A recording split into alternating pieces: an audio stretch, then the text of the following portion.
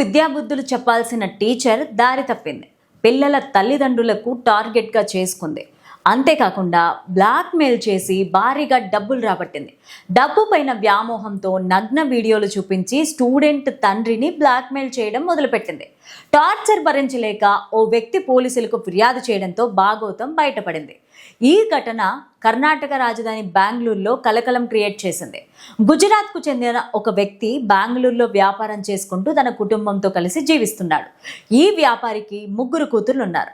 తన 5 ఏళ్ల కూతురిని స్కూల్లో చేర్పించే సమయంలో అక్కడి టీచర్ శ్రీదేవితో పరిచయం ఏర్పడింది. అప్పుడే అతడి దగ్గర నుంచి ఫోన్ నెంబర్ తీసుకున్న టీచర్ ప్రతిరోజు అతనికి ఫోన్లు మెసేజ్లు చేస్తుండేది. ఇది కాస్త అసాంఘిక కార్యకలాపాలకు దారితీసింది. టీచర్ శ్రీదేవి తన విద్యార్థి తండ్రికి న్యూడ్ వీడియో కాల్స్ మెసేజ్లు చేసేది. కిలాడి టీచర్ మాయలో పడ్డ స్టూడెంట్ తండ్రి కూడా ఆమె చెప్పింది చెప్పినట్టు చేసేవాడు. ఇదంతా ముందుగానే పక్కా ప్లాన్ చేసి రికార్డ్ చేసి అతన్ని బెదిరించడం స్టార్ట్ చేసింది. ఈ రోజు 4 లక్షలు కావాలని శ్రీదేవి అతడిని డిమాండ్ చేసింది. ఆ తర్వాత కొద్ది రోజులకు 15 లక్షలు ఇవ్వకపోతే నువ్వు నాతో జరిపిన చాటింగ్, వీడియో కాల్స్ అన్నీ నీ భార్యకు చూపిస్తా అని అతడిని బ్లాక్మెయిల్ చేసింది. శ్రీదేవితో పాటు ఆమె ఫ్రెండ్స్ గణేష్ కాలే, సాగర్ అనే 2 వ్యక్తులు అతడిని బ్లాక్మెయిల్ చేస్తూ బెదిరింపులకు దిగారు. వాళ్ళు చెప్పినట్టు చేస్తూ వచ్చాడు స్టూడెంట్ తండ్రి. అయితే ఇదే సమయంలో వ్యాపారంలో నష్టం రావడంతో విద్యార్థి తండ్రి బెంగళూరు నుంచి గుజరాత్కు మకాంను మార్చాలని ప్రయత్నించాడు.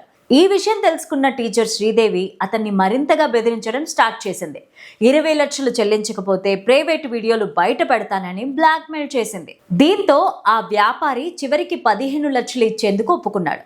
ముందుగా 2 లక్షలు శ్రీదేవి అకౌంట్కి ట్రాన్స్ఫర్ చేశారు. శ్రీదేవి మళ్ళీ అతడికి ఫోన్ చేసి డబ్బుల కోసం వేధించడం మొదలుపెట్టింది. దీంతో శ్రీదేవి టార్చర్ భరించలేక విద్యార్థి తండ్రి నేరుగా పోలీసులకు జరిగింది చెప్పేశాడు. టీచర్ చాలా మంది పిల్లల తండ్రులతో ఇలాగే వ్యవహరించేదని పోలీసులు గుర్తించారు. ముద్దు పెట్టాలంటే 50,000 డిమాండ్ చేసేదని, చాటింగ్ డిలీట్ చేయాలంటే ఒక్కొక్కరిని 50 లక్షలు ఇవ్వాలని బెదిరించినట్టు పోలీసుల విచారణలో వెల్లడైంది.